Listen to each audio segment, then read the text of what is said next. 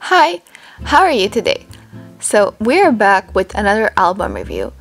Because there are only 20 to 50 people who consistently watch me, I asked a while ago on my community tab, what album review would you like? And a majority of people either said XX by Craxy or the new Cherry Bullet album. Because I was interested in reviewing Craxy anyway, that's what I'm going to be doing first. But everyone else who asked for Cherry Bullet, don't worry, that review is also coming, just not right now. So, a little disclaimer that I do before every review, just because it's my opinion doesn't obviously mean it's a fact, and it's also subjective, just like music should be. And I am all for respectful debates in the comments, and if you disagree, you can feel free to tell me. And if you enjoyed the video, please do like and subscribe to my channel because I really appreciate it. And to everyone who is loyal and comments, you can see that the content that you want actually happens. Okay, let's go. Track 1. Blackout. This track starts off very powerfully, with a great instrumental and a bang in the lyric and rapping department. It's a great album opener as it tells you exactly what this album is going to be about. The whole track is fierce and wild and has a mix of rapping and vocals, which just tells you how the album is going to be. It has a very cool chorus, while very fast rap verses that feel very girl crush in the best way possible. I think these girls are one of the rare idols in the industry that know how to do girl crush correctly. Like, I am not bored nor am I cringing when I'm listening to this song. It feels like it does the concept justice without, like I said, being too cringy or overusing AAV. The best part, in my opinion, is that there is this ticking sound in the bridge that is preparing you and making you all the more enthusiastic for the beat drop in the bridge. The beat drop then fades into the final verse and then it fades into the next song. And this is what I think a textbook album opener should be like. It's incredible, it does its job with opening the album, tells you exactly what it's going to be, while also being an amazing song. And this is one of my top 2 on the album, maybe even my favorite, so they already have good points in my book. Track number 2, Nugudam. Nugudam is the title track as well as the track whose music video is playing in the background. It starts off with another banger intro. First, it starts classical, but then quickly turns into that well-known girl crush electro disco pop. Except in this case, I really don't mind it. Their verses are filled with powerful raps, and hence they are one of the rare girlies that can actually rap this intensely. I appreciate the beat behind it, it does match the verses. Then it fades slowly into a very good pre-chorus that makes a good build-up for the chorus. And if you followed my channel, you know that I'm a pre-chorus girly all the time. The chorus itself, to me, feels a little bit underwhelming after this build-up of a pre-chorus. I'm not gonna say it's empty, because it's not, but I simply don't enjoy the way it's executed. But I think that's a concept problem more than a diss song problem. I just don't enjoy girl crush choruses overall. But the way they are executing this chorus still makes me want to listen to it. Like, I don't have a wish to skip it or fast forward the chorus in the song. Another thing I love about it is that this song is so full.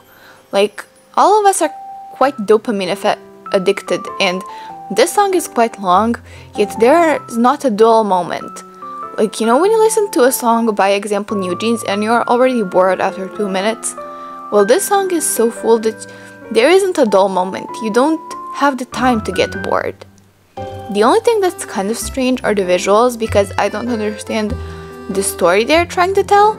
But I do understand that those are small budget problems, so it's not even like me pointing out a mistake. It's simply something I wish they had a bigger budget for.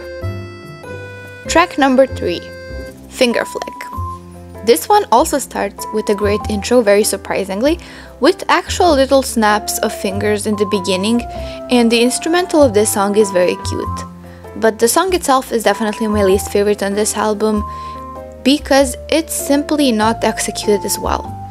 The first rap, it also starts with a rap verse, and the first rap reminds me very much of Blackpink's Lisa rapping, and I'm not the biggest fan of that style. The second rap in the first verse is way better. I was hoping that the pre-chorus was going to save it, but it was only okay. and the chorus was genuinely unlistenable, in my opinion. They really ate the rapping in the second verse, and I do appreciate the effort they put in it, but it's just a filler track, and I am definitely not the biggest fan of it. It's just not my style. Track number 4, It's Alright. So this starts off with a vocal intro, and I love that. This is the first song that didn't start with rapping, and once again, amazed. These girls have really great vocals, even though they don't use them in this album very much. I enjoyed the instrumental behind it. I think it's very chill, fits the ballad theme of the song. And the chorus and the pre-chorus are very standard B-side, but I think that's good. I enjoy, like I said, a good B-side. They do have that ballad type of rapping, you know, when there's a slow song, but then they just throw in a rap verse and mix it. I don't know how to explain it, but I'm sure you've seen it in K-pop. That said, I don't mind that, but if you're more of a rap fan, I think you would prefer their other songs to this one. But still, I think the bridge is the best part of this song, and it really makes you ascend. I hate using that word when I'm describing music, but it's really the truth. So I think it's a really good ballad, and I would listen to it if you enjoy ballads like myself. Track number 5, Lucid Dream. This is my favorite track on this album, maybe competing with the first track, but I think I prefer this one more. It starts off very sultry, and like I said, I already love all of their intros, but this one is my favorite. I do have to read you one lyric because it amazed me when I saw the translation. It says, "I'm getting drunk on the twisted memories. I felt a faint after image and I turned around." I love when people actually use poetry in their pop song lyrics, and this song is filled with that. I am a very big appreciator of good writing, and this song really gave me that. I also enjoyed that the chorus is better than the verses, in my opinion, because a good chorus is what keeps you hooked in the end. The bridge is just a vocal showcase, and I definitely don't mind that. I enjoy listening to them hitting all those high and low notes. Also, Chae made an amazing vocal performance in this song. The song is just entirely so sexy and so sultry, it's seductive, and I absolutely love that. It's exactly what I'm looking for in a good ballad B-side. Track number 6, Undercover EDM version. So the Undercover is actually a title track from their previous album, and this is just the EDM version of this track. If you don't know what an EDM version is, it's basically an electro pop punk rave version for raves and parties, and it really adds nothing to the song. I think it makes it worse, but EDM versions are never for lyrical improvement, are they now? So if you want my review of Undercover and that whole entire previous album, I'll maybe do it if people are interested, but for now I'm just gonna skip over to the actual final track. Track number 7, Cypher Position. So this track is supposed to be an album showcase, and it starts off with this bullying scene, and it just talks a lot about heavy topics, so like trigger warning for maybe suicide or self-harm. They depict suicidal tendencies in this music video, and I think it's really important as a message, and I do think it fits the album really well, but I think maybe it's a little bit dark for some viewers, though I appreciate it and I think it's important to talk about it. I enjoyed that they decided to take this controversial route. The rap in this song is executed well, but I personally dislike it.